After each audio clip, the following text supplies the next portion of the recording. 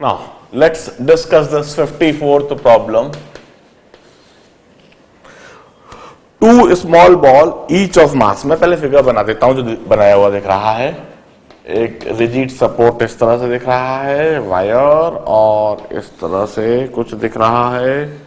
यह मास m और यह मास m. यह फिगर दे रखा है. Two small ball each of mass m मुझे दिख रही है, are connected by light rigid rod of length L. This is a light rigid rod and it's having length of L. ठीक है, ये भी दिख रही है मुझको.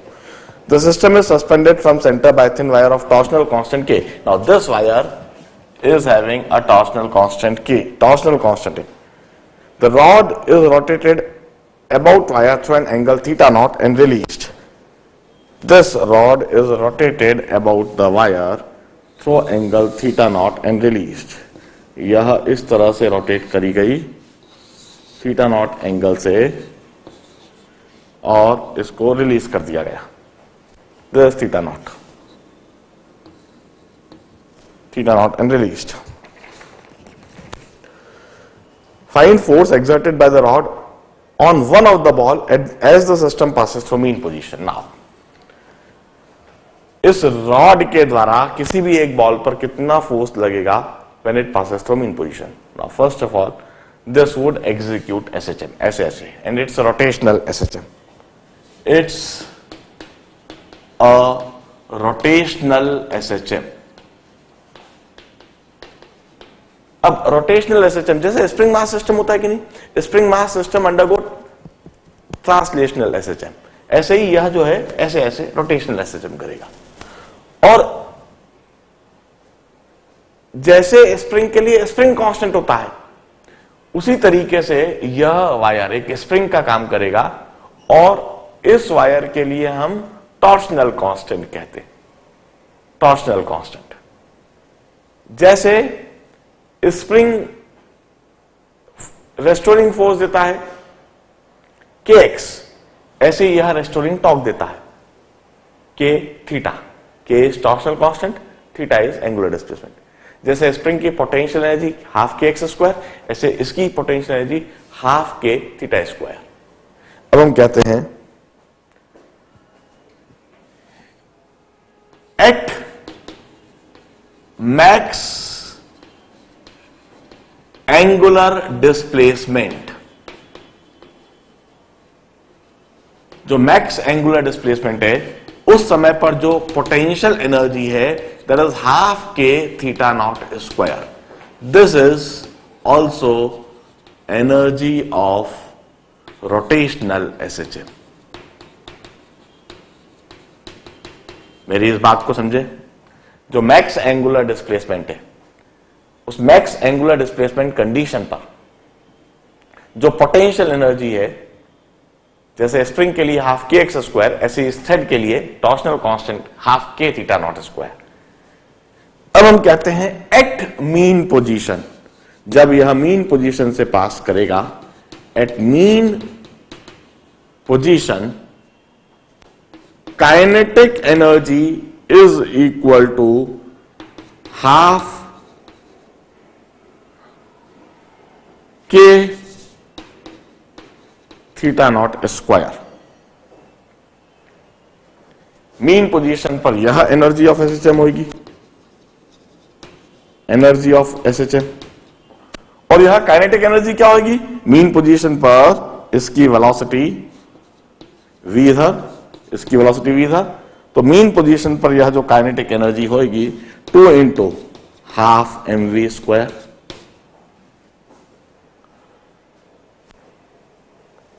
फ्रॉम हियर हाफ से half cancelled, mv square is equal to 1/2 k theta not square. This is at mean position. हमने डिटरमाइन करके रख लिया. और इस समय पर यह इंस्टेंटेनियस सर्कुलर मोशन करेगा. It's instantaneous circular motion. अब इस सर्कुलर मोशन के लिए हम कहेंगे एक तो सेंट्रीफ्यूगल फोर्स लगेगा mv स्क्वायर बाय r और एक mg लगेगा नीचे की तरफ, और इन दोनों का रिजल्टेंट फोर्स होगा. सेंट्रीफ्यूगल फोर्स मैं लिख देता हूं, centrifugal force would be mv square by R, mv square की जगह हाफ के थीटा नॉट स्क्वायर और आर की जगह है L/2, so this becomes K theta not square by L। और इसके साथ में ग्रेविटेशनल फोर्स भी होगा, ग्रेविटेशनल फोर्स mg, और इन दोनों का रिजल्टेंट होगा, और इतना ही इक्वल अपोजिट फोर्स रॉड को लगाना होगा। So force exerted by the rod on any particle would be, यह सेंट्रीफ्यूगल फोर्स को यदि मैं F बोलता हूं, Fr, और इसे मैं कहता हूं Fg, तो इन दोनों का vector sum Fr plus Fg, magnitude of this force would be under root of Fr, that is k square theta naught to the power 4 by L square plus m square g square. This is the magnitude of force exerted by rod on any one particle, किसी भी एक particle पर main position पर rod के द्वारा इतना force लगेगा। एक सेंट्रीफ्यूगल फोर्स रेडियली आउटवर्ड होगा mg, वर्टिकली डाउनवर्ड, इन दोनों का रिजल्टेंट, इसी के अपोजिट फोर्स रॉड को पार्टिकल के ऊपर लगाना पड़ेगा। बड़े ध्यान से देखिए, because at this stage the net force on the particle is zero, इसलिए सारे फोर्स इक्वल अपोजिट होकर कैंसिल हो जाना चाहिए।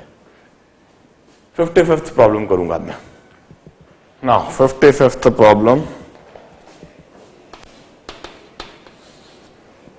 अ particle is subjected to two simple harmonic motion of same time period, time period same है, it means frequency same हुई, it means omega same हुआ।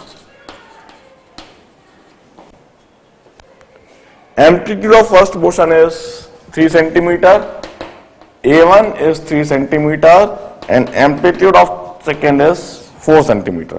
Find amplitude if the phase difference between the motion is, phase difference finite है, case 1 में phase difference है 0 degree, case 2 में 60 degree और case 3 में 90 degree.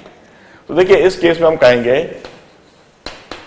one SHM would be given as y1 equal to a1 sin omega t, while another would be given by y2 equal to a2 sin omega t plus phi. Here this are the phase difference in the three cases. This is phi in case 1, this is phi in case 2, this is phi in case 3.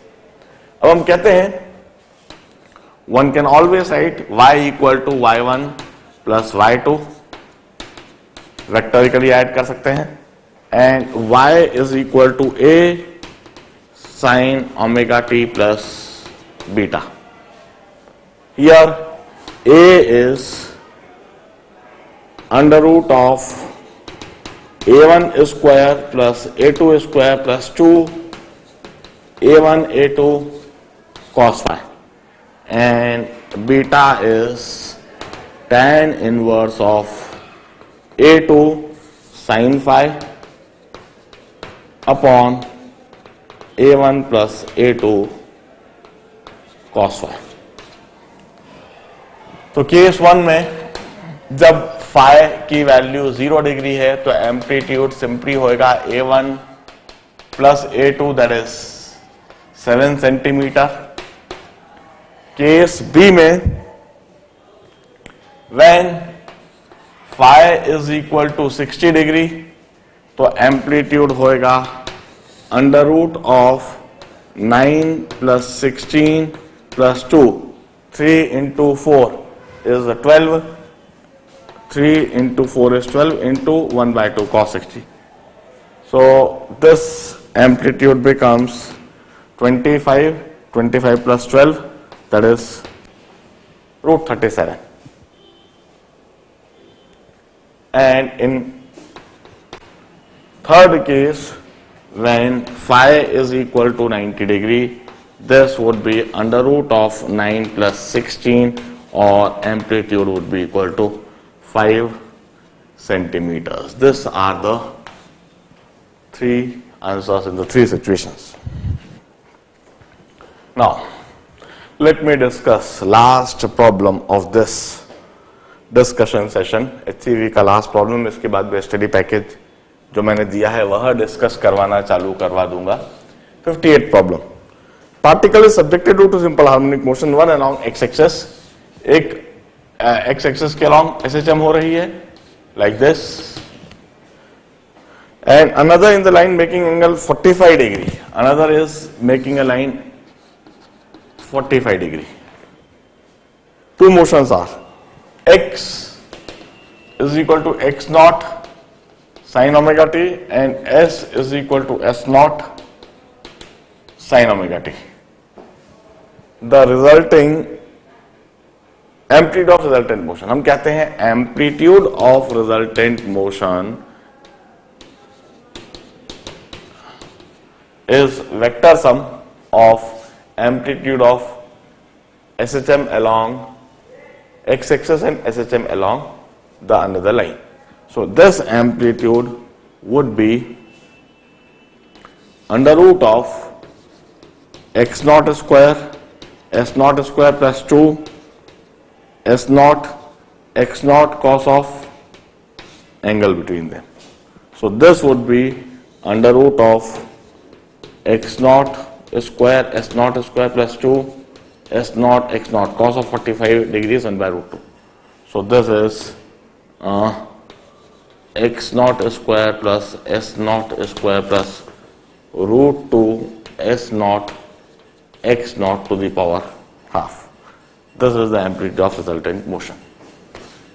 And with that I had finished the discussion portion of this HCV part. HCV में मुझे जितने सवाल पूछे गए सारे doubt discuss करा दिए. In fact काफी सारे डाउट्स आपने पूछे, कुछ काफी अच्छे थे मगर कुछ ऐसे थे जो करे जा सकते थे. एनीवे, अब मैं स्टडी पैकेज के डाउट सॉल्व करता हूं. आई विश मैं आपको 2-3 दिन का समय देता हूं. मैं चाहता हूं कि इतने डिस्कशन के बेसिस पर आप जितने अधिक से अधिक प्रॉब्लम स्वयं से कर सके करें. मैं बहुत ज्यादा डाउट डिस्कस नहीं करूंगा, काम की डाउट डिस्कस करूंगा. मैं देख लूंगा कि कौन से मुझे अच्छे लग रहे हैं, मैं वहां डिस्कस करता जाऊंगा, आपसे पूछूंगा, और फिर जो मुझको बिल्कुल ऐसे लगेंगे कि इनको दोबारा ट्राई करने पर करा जा सकता है, उन्हें नहीं करूंगा. मैं कुछ लिमिटेड डाउट्स आपके अब स्टडी पैकेज के सॉल्व करूंगा मेरे नेक्स्ट लेक्चर में. ठीक है ना? तब तक आप प्रॉपर्ली अटेम्प्ट देकर रखिए, करके रखिए. अधिक से अधिक प्रॉब्लम स्वयं से हो जाने चाहिए.